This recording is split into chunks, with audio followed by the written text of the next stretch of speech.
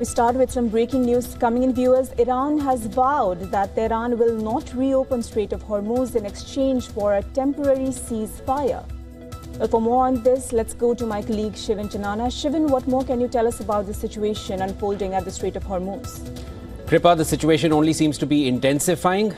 A senior Iranian official has told Reuters that Tehran will not accept any kind of pressure or any kind of deadline to make a decision. They've made it very clear, and this is not the first time Iran is not conceding to any kind of a threatening tone, which is coming in from the US repeatedly. They've also told Reuters that Tehran believes that the United States lacks readiness for a permanent ceasefire. Now, these are big statements, Kripa. It means that Iran, they do not look for any kind of temporary ceasefire. They need guarantees. They've mentioned this in the past. They need guarantees that they will not be attacked like this, that the way they have been in this year and, of course, even last year in the 12-day war. Now, the same senior Iranian official also told Reuters that Tehran has received Pakistan's proposal and it is being reviewed.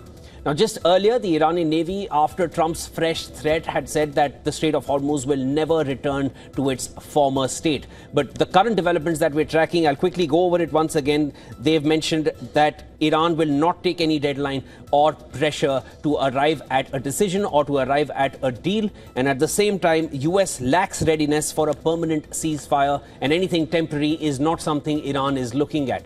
Now, just take these statements coming in from Iran, compare it to what came from Trump just a day prior. He had mentioned that he had told Fox News that there is a good chance of a deal with Iran that's going to happen on Monday. And Monday also is the day when they're going to be holding a press conference regarding that remarkable rescue that they were able to do for their fallen pilot who fell into Iranian territory when the F-15 crashed. Now, that was a remarkable exfiltration process that the US military was able to carry out. Trump, in an effusive post on social media, mentioned how they were able to do it, but US took a good number of hits as they went after to bring their two fallen pilots in enemy territory for them. Now, that, when you compare it to what Trump is saying that Iran is going to look for a deal, Iran saying we're not looking at any kind of a deal. In fact, if you look at many of the Iranian embassies who have their own accounts on social media, they're actually taunting Trump. They're saying, please say something, we're getting bored. That's the language and that's the tone that is coming in from the Iranian camp.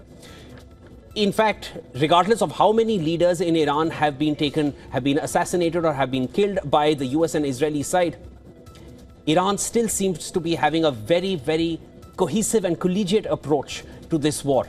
On the first day, 28th of February, I'm just reminding this for all our viewers, their supreme leader, Ayatollah Ali Khamenei, was assassinated in his home. US believed, most circles believed, that Iran would capitulate immediately. That never happened. That was the first day of the war, and immediately after, Iran went after all US bases across the Gulf.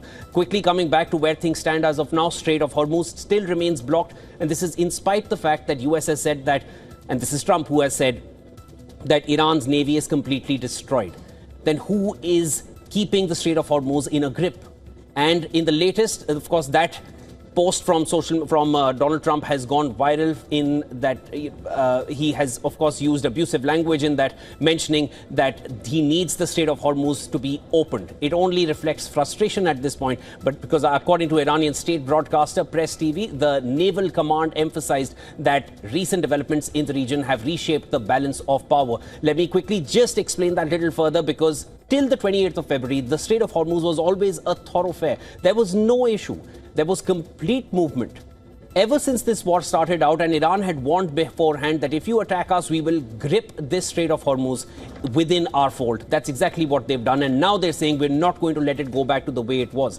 People are now, instead of blaming Iran, they're blaming the US for creating a problem which never existed because of this war which was started on the 28th of February. Iran has also asserted that external powers, especially Washington, can no longer exercise unchecked influence in waters close to Tehran. A little earlier, the Russian foreign minister had a word with his Iranian counterpart, and he mentioned that perhaps Washington needs to avoid the language of ultimatums and resort to negotiations. And the irony there is that this war anyways was started in the middle of diplomatic talks and negotiations. Not just this war in this year, even last year in June, the 12-day war started when US and Iran were sitting across the table and having their discussions. There is a complete lack of trust, Kripa, in terms of what Iran is seeing.